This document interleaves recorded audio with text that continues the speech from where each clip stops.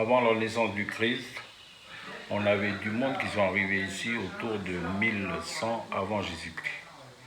Donc les premières arrivées de pirogues sur la Calédonie, ils arrivent à Maré, dans les environs de Passo-Courine.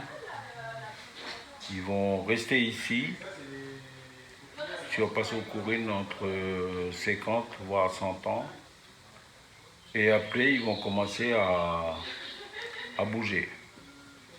Et par rapport aux dates qu'on a,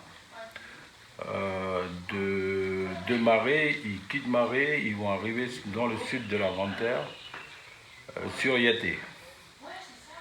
Et de Yaté, la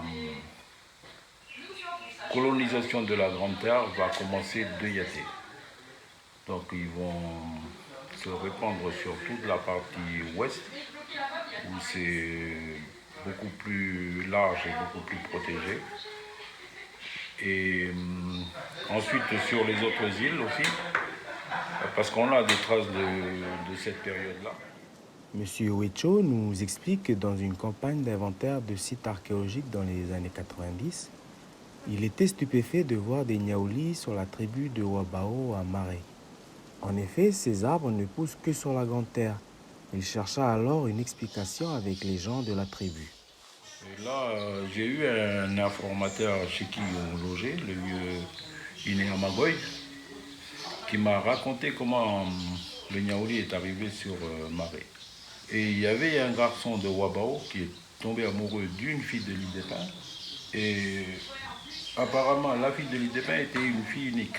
Le papa de la fille de l'île des Pins dit, si tu veux ma fille, emmène cette plante.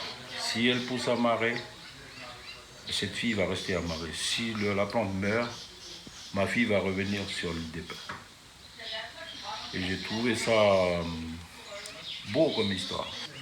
J'ai vérifié auprès d'un vieux sur l'île des Pins, peut-être aujourd'hui il est décédé, m'avait dit la même version que le vieux Magoïnéa m'a conté.